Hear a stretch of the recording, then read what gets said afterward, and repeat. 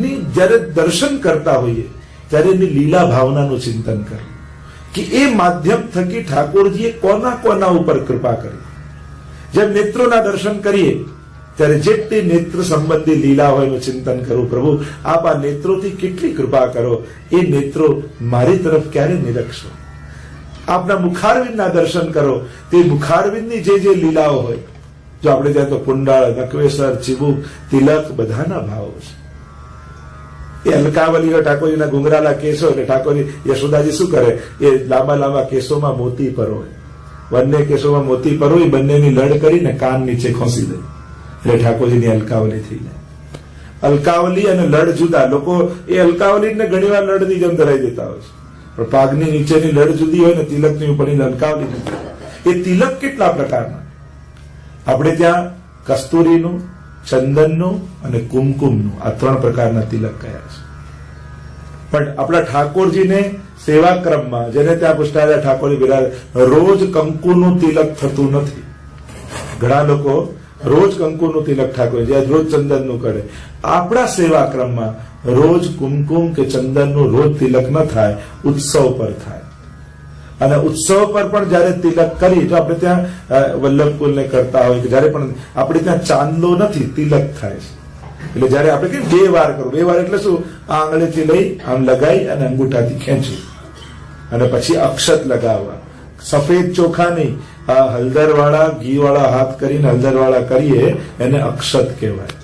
એટલે આ તિલક કરવાનો પ્રકાર. નહીં તો ઘણી વાર તિલકમાં ઘણા અંગૂઠા છાપ જ હોય, આમ અંગૂઠો લઈને આમ જ લગાવે, સમજી લો કે અંગૂઠા છાપ છે. કારણ કે કરે આપણે અંગૂઠા છાપ કેવું કરે, આમ સહીમાં લગાવી લગાવે. એટલે તિલક કરતા આવડવું જોઈએ, આરતી કરતા આવડવું જોઈએ. વાત નીકળી છે તો આરતી કરવાનું આપણે ત્યાં ભજન આરતી માટે નથી હોતું, આરતી માટે ભજન કીર્તન હોય છે. એટલે પૂજામાં જયારે ભાગવતજી આજીનું પૂજન કરતું હોય ત્યારે આપણે ત્યાં અડધી આરતી નથી થતી, આખી આરતી થાય. અને આરતીમાં એ કરતા જ ના જવાનું હોય જ્યાં સુધી. એટલે પુષ્ટાયેલા ઠાકોરજી માટેનો ક્રમ કહું છું. બાકી બધે પુષ્ટાયેલા ઠાકોરજીના આરતીના ક્રમમાં આપણે ત્યાં વધારેમાં વધારે 21 આંટા હોય છે. અને પણ રમણ પ્રભુએ જે ક્રમ બતાવ્યો છે આરતીનો, 3 આંટા આખા સ્વરૂપના, પછી 5 આંટા મુખારવિંદના, 5 આંટા વક્ષસ્થળ આદિના, 5 આંટા ચરણારવિંદના અને પાછા 3 આંટા આખા શ્રીઅંગના. એમાં પણ સાત્વિક, રાજસ્થાન અનેક ભાવ છે, હમણાં એની ચર્ચા નથી કરતો. પણ આ રીતનો આખો આરતીનો ક્રમ. એ પણ ઉષ્ણકાલ હોય ત્યારે તો 14 આંટા ને વધારે ગરમી હોય તો 7 આંટા જ થાય. અને એમાં પણ અડધા આંટા નથી કરતા, આખા સ્વરૂપના આખા આંટા ફેરવવામાં આવે છે. આ આરતીનો ક્રમ છે. થાળીની આરતી ક્યારે થાય, જેમ એક ચાંદીના દીવડાની હોય, ચૂનની આરતી ક્યારે થાય, આખો આરતીનો આપણે ત્યાં એક વિશિષ્ટ ક્રમ છે. તો એ પ્રકારનો આપણે ત્યાં કપૂર આદિનો આરતી નથી થતી.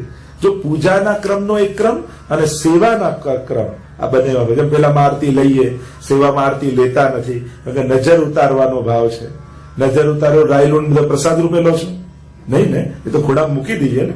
તો એમ જ નજર ઉતારીએ આપણે ત્યાં સેવા ક્રમમાં નજર ઉતારવાના ભાવથી આરતી થાય. અને એટલા માટે લેવાય નહીં. પણ ભાગવતજીનું પૂજન કરો તો આરતી લેવાય, કારણ કે પૂજા છે.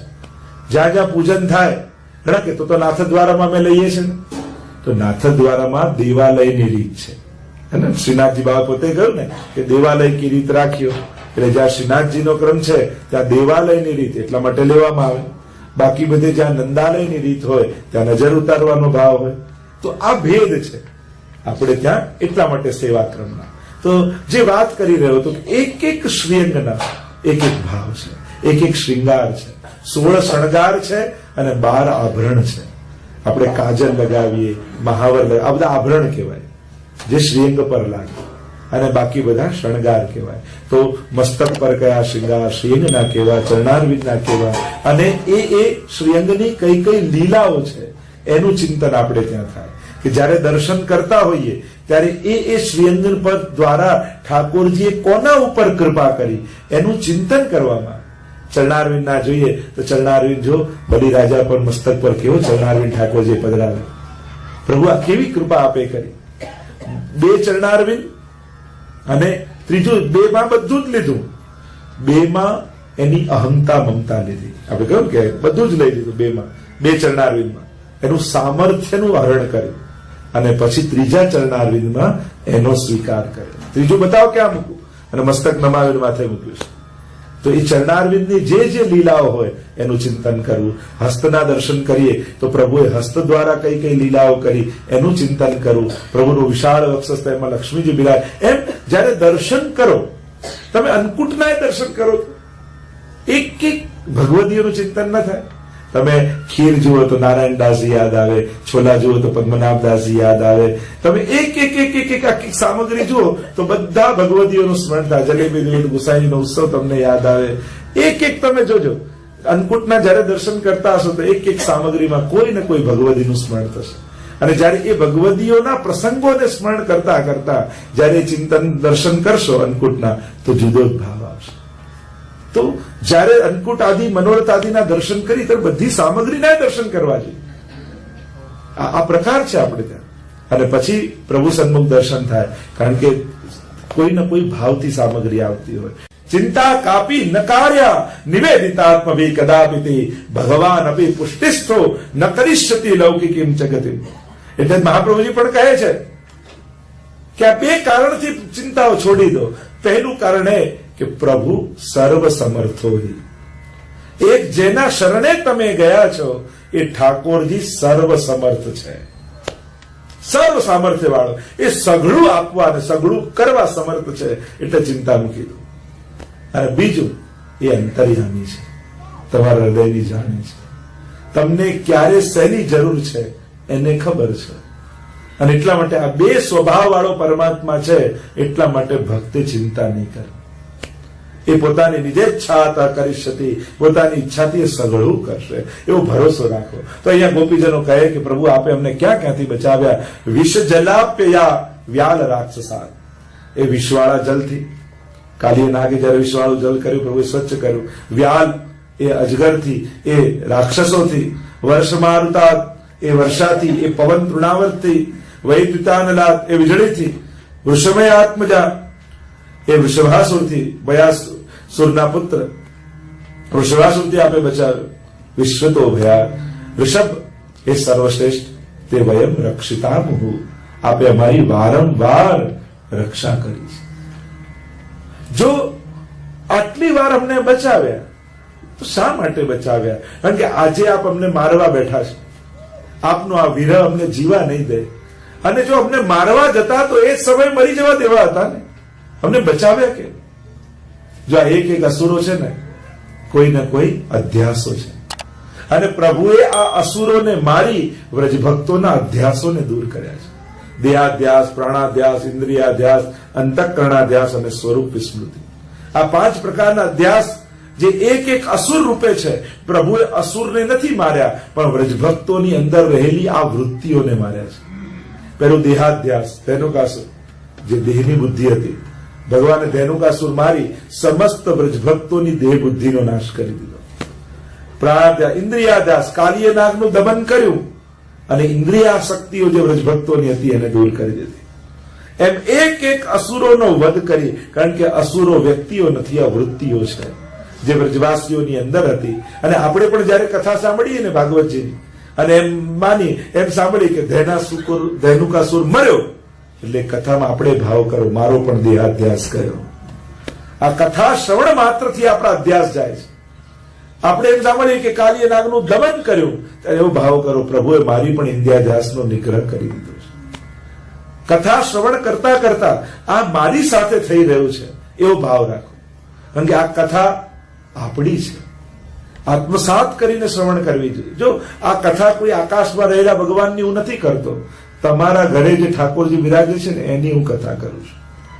એટલે આ કથાના ભગવાન જુદા અને મારા સેવાના ઠાકોરજી જુદા, એવો ભાવ રાખીને કથા ક્યારે નહીં સાંભળવી. જયારે પણ કથામાં સાંભળો ત્યારે એવો ભાવ રાખો કે આ જે કહેવાઈ રહ્યું છે એ રોજ જેની હું સેવા કરું એ લાલનની કથા છે. એટલે કથામાં રસ આવશે અને સેવામાં જશો તો સેવામાં આનંદ આવશે કે પ્રભુ અહીંયા કેવા ડાયા ડમરા બનીને બેઠા છો અને કથામાં સાંભળી કેવા ઉત્પાતો આપ કરો છો. અહીંયા તો મહાપ્રભુજીની કાનીથી આપણને આધીન થઈને બેઠા છો. અહીંયા એક અસુરોને આપે માર્યા છે. એ ઋષભ, આ ઋષભ શબ્દના 3 અર્થ થાય. પહેલો અર્થ થાય સર્વશ્રેષ્ઠ, બીજો અર્થ થાય ધર્મ, કારણ કે બળદનું રૂપ છે ને, આપ તો ધર્મ સ્વરૂપ છો અને શરણાગતની રક્ષા કરવી એ ધર્મ છે. અમે આપના શરણમાં આવ્યા છીએ એટલે આપ પોતે ધર્મરૂપ છો એટલે આપ અમારી રક્ષા કરો. અને ત્રીજો ઋષભનો અર્થ કર્યો પતિ. જે રક્ષા કરે એ પતિ. આપ અમારી રક્ષા કરવા વાળા છો. આપ અમારા પતન કરતા અમને બચાવો, અમારી રક્ષા કરો. પ્રભુ, વારંવાર અમે એ જ યાચના કરીએ છીએ. અમે આપની શરણમાં છીએ, આપ અમને દર્શન આપો. એમ કહેતા ગોપીજનો આગળ ગાન કરતા બોલ્યા. ન ખલુ ગોપિકા નંદનો ભવાન અખિલ દેહિના અંતરાત્મદ વિખન સાધિતો વિશ્વગુપ્તયે સખઉદેહિમાં સાત્વતાંકુલે. ગાઈએ. ઓ શ્રીનાથજી આવજો તમે વાટ જોઈ રહ્યા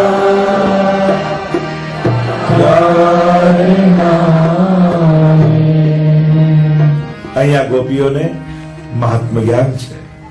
આ નિર્ગુણ ગોપીઓ બોલી રહી છે. શ્રુતિરૂપા નિર્ગુણ ગોપીઓએ આ શ્લોક ગાયો જે પરમાત્માના મહાત્મ જ્ઞાનને જાણે છે. અહીંયા ગોપીઓ કહે છે કે અમે આપને ઓળખીએ છીએ. ન ખલુ ગોપિકા નંદનો ભવાન. આપ કેવલ યશોદાજીના જ પુત્ર નથી. અખિલ દેહી નામ અંતરાત્મા. સમસ્ત દેહધારીઓના અંતરદ્રષ્ટા છો. અંતરાત્માને જોનારા છે. વિખન સાર્થિતો. વિખન એટલે બ્રહ્મા, વેદને ખોદનારા. સાર્થિતો એમની પ્રાર્થનાથી. વિશ્વગુપ્તએ ગોપુ રક્ષણે ધાતવ. વિશ્વની રક્ષા માટે. હે સખે, હે સખા, ઉદયવાન સાત્વતામ કુલે. આપ સાત્વત કુળમાં પ્રગટ થયા છે. જો અહીંયા ગોપીઓને મહાત્મા જ્ઞાન છે કે પ્રભુ કોણ છે, કેવલ યશોદાના પુત્ર નથી.